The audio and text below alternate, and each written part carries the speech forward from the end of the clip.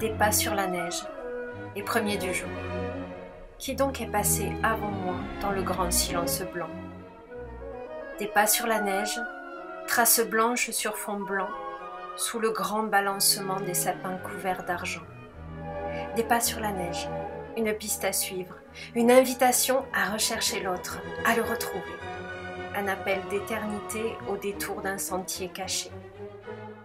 Des pas sur la neige. Où vas-tu devant? Je suis le deuxième. T'arrêteras-tu? Pourrais-je te rencontrer? Pourrais-je te parler? En tout cas, tu pourras dire que tu m'as fait marcher.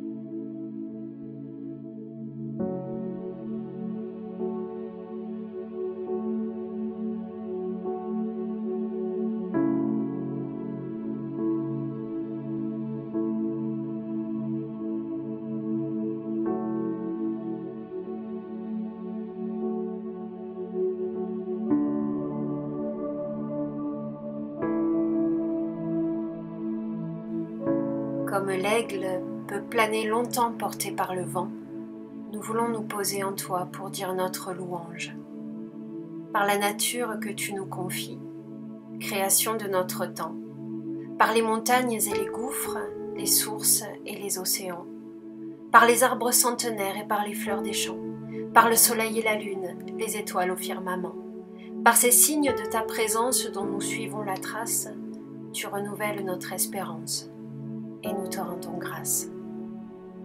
Par les hommes qui sont bons, ferments de notre humanité, par tous ceux qui se battent pour la justice et la paix, par les marques de courage, les gestes de charité, par ceux qui recommencent et qui savent pardonner, par ces signes de ta présence dont nous suivons la trace, tu renouvelles notre espérance et nous te rendons grâce.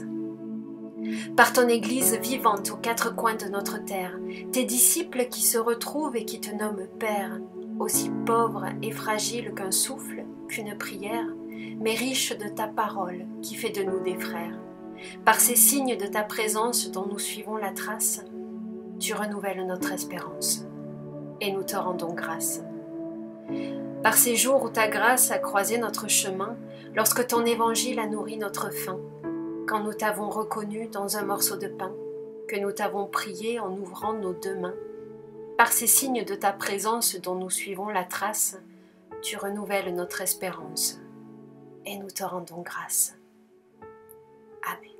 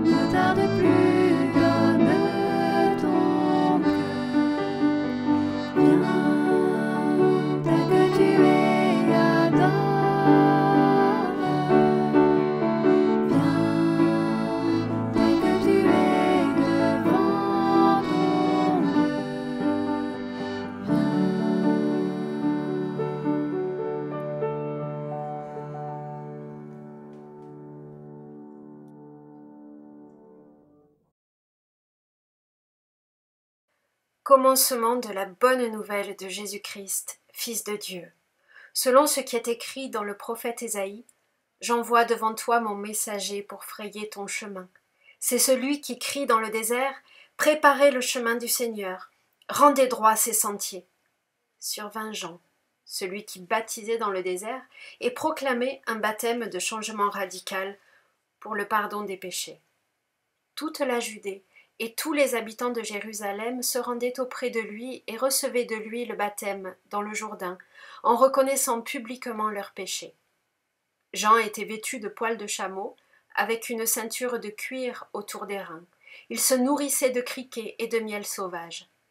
Il proclamait « Il vient derrière moi, celui qui est plus puissant que moi, et ce serait encore trop d'honneur pour moi que de me baisser pour délier la lanière de ses sandales. Moi, je vous ai baptisé d'eau, lui vous baptisera dans l'Esprit Saint. »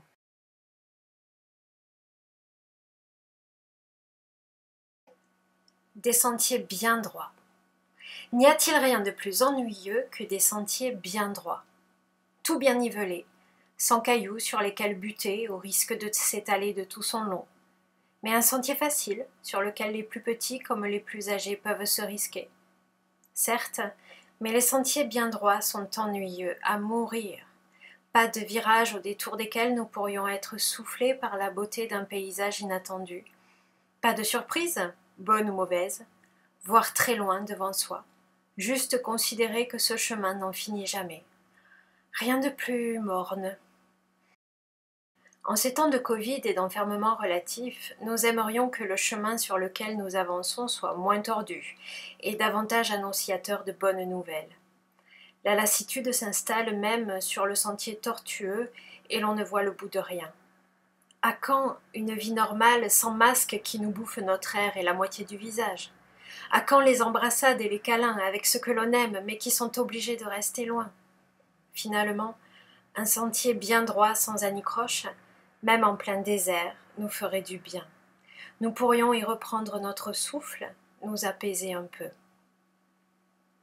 Une voix crie dans le désert. Pour qui? Pourquoi? Et puis pourquoi une voix qui crie? Une voix qui crie n'est jamais très audible, elle peut même parfois être désagréable, irritable. Est-ce de la colère? Est-ce de la lassitude? Est-ce de la joie? De l'excitation? J'envoie devant toi mon messager pour frayer ton chemin. C'est celui qui crie dans le désert, préparez le chemin du Seigneur, rendez droit ses sentiers. Oui, il y a de la joie et de l'excitation dans ce cri. Un horizon joyeux se profile dans la lassitude du présent. Quelqu'un vient, quelqu'un s'approche. Enfin. La citation vient du livre d'Ésaïe, nous dit l'auteur. Oui, il faut toujours citer ses sources. Cela dit, la première partie vient plutôt du prophète Malachie. Seule la seconde partie vient du prophète Ésaïe, mais elle est quelque peu transformée, car la ponctuation n'est pas placée au même endroit. Ce qu'Ésaïe nous dit, c'est « Quelqu'un crie, dans le désert, frayez le chemin du Seigneur, aplanissez une route pour notre Dieu dans la plaine aride. » Quelqu'un crie, dans le désert. Et voilà qui change tout. Crier dans le désert n'a pas beaucoup de sens. Il n'y a personne dans le désert, ou pas grand monde en tout cas. Parfois nous avons peut-être l'impression de causer à un mur, ou de prêcher dans le désert, comme on dit. C'est pareil. Ici, la solitude est à son comble et il n'y a rien de plus agaçant. Mais crier que, dans le désert, il va se passer quelque chose, c'est plein de promesses. Jean le Baptiste survient là, dans le désert. C'est un ascète, un mangeur de criquets et de miel sauvage, vêtu de poils de chameau, ceint de cuir à la taille. Alors à le voir comme ça, il est peu crédible. En tout cas, il débarquerait comme ça dans nos vies tourmentées, qu'on rirait certainement de lui, et il passerait pour un illuminé. Il pourrait crier tout ce qu'il veut, qu'on ne l'écouterait même pas, c'est certain. C'est pourtant de ce désert qu'il annonce la venue de celui dont il ne mériterait même pas de délier la lanière des sandales, dit-il. Dans son désert, à Jean, quelqu'un vient, quelqu'un arrive, quelqu'un de plus grand, de plus puissant. Jean avait beau prêcher dans le désert, il y avait beaucoup de monde autour de lui. Toute la Judée et tous les habitants de Jérusalem se rendaient auprès de lui, nous dit le texte. C'est peut-être un peu exagéré, mais c'est dire que la prédication du baptiseur rencontrait un écho important auprès des foules. Comme quoi, la majorité des êtres humains sont plus sensibles aux prédications radicales qu'aux discours nuancés. Bref, quelqu'un crie. Dans le désert, frayez le chemin du Seigneur, aplanissez une route pour notre Dieu dans la plaine aride. Ce quelqu'un, c'est Jean donc. Marc l'évangéliste s'empare du personnage saugrenu de Jean pour en faire l'annonciateur d'une bonne nouvelle. Dieu vient. Rien de plus, rien de moins. Dieu vient. Commencement de la bonne nouvelle de Jésus-Christ, Fils de Dieu.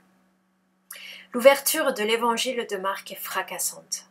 Un commencement comme celui du Premier Testament et de la Genèse qui nous ouvre l'histoire de l'humanité avec Dieu. Une création renouvelée qui est une bonne nouvelle. Dieu vient. Il arrive en Jésus-Christ qu'il a choisi comme fils. Jésus, dont le nom signifie Dieu sauve, qui sauve d'un danger, d'une maladie, Dieu délivre. À lui seul, le nom de Jésus est déjà en soi une bonne nouvelle. Et Christ, dont le mot signifie oint, Messie. Dire que Jésus est Christ, c'est dire qu'il est ce que son nom signifie. Il est sauveur, il est délivrance pour l'humanité. Il est sauveur et délivrance pour moi, pour toi. Il me sauve de tout ce dont j'ai besoin d'être libéré, de moi-même, de la culpabilité, de mes erreurs, de mes échecs, du vertige de l'insignifiance, de la peur de la mort, de l'angoisse du lendemain. Dans chacun de mes déserts, désert d'ennui, désert de solitude, désert d'angoisse, sa voix m'accompagne et me donne un souffle nouveau. Il se ferait un chemin pour m'aider à aplanir mes propres sentiers tortueux. Alors, qu'une voix crie dans le désert à quelques illuminés ou qu'une voix crie dans le désert de ma vie, la nuance importe peu. L'important, c'est cette voix qui annonce sans cesse une bonne nouvelle. Dieu vient en Jésus-Christ. Amen.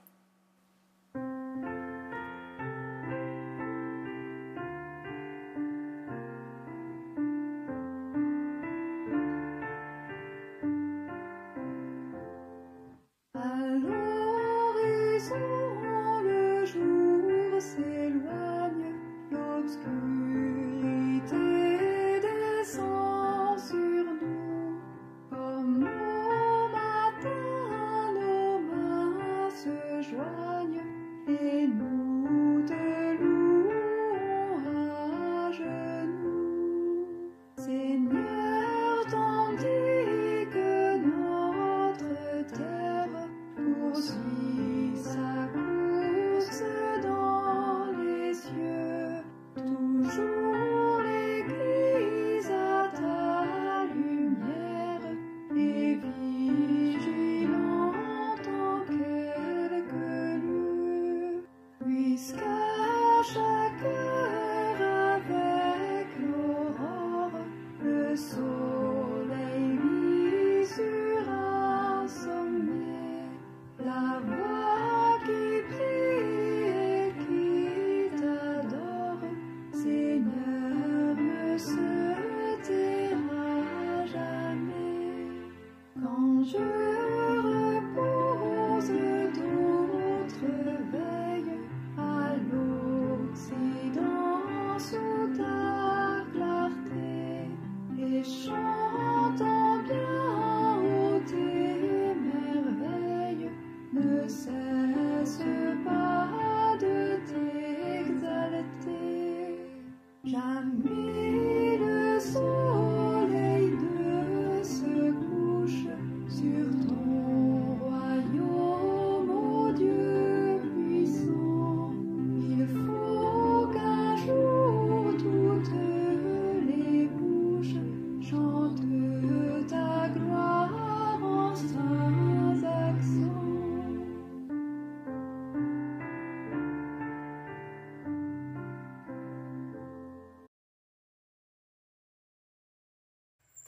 Je crois que demain verra le jour, que demain sera lumière après tant de temps d'attente, tant d'espoir caché, à peine murmuré du bout des lèvres, touché du bout des doigts, après tant de fêtes étouffées, tant de cris morts avant que d'être nés. Je crois que nos yeux s'ouvriront enfin, je crois que naîtront tous les regards des hommes et que le monde entier sera cet œil grand ouvert sur l'aurore de notre terre. Je crois cela alors même que tout tremble et que tout disparaît, alors même que la nuit me semble éternité et que nos mains se tendent pour étreindre le vide, que l'écho de nos pas se perd dans le silence. Et je crois, Seigneur, je crois que tu es déjà la lumière que j'attends. Amen. Au bout de la route, il n'y a pas la route, mais le terme du pèlerinage. Au bout de l'ascension, il n'y a pas l'ascension, mais le sommet. Au bout de la nuit, il n'y a pas la nuit, mais l'aurore. Au bout de l'avent, il n'y a pas l'avent, mais Noël. Au bout de l'hiver, il n'y a pas l'hiver, mais le printemps. Au bout de la mort, il n'y a pas la mort, mais la vie.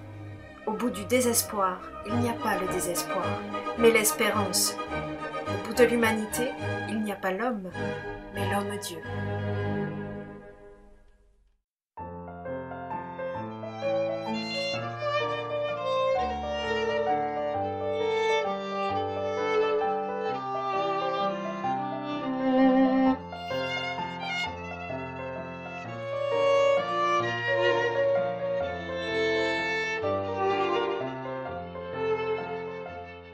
Que la grâce de Dieu soit sur toi pour t'aider à marcher dans ses voies. Reçois tout son pardon et sa bénédiction. Va en paix dans la joie, dans la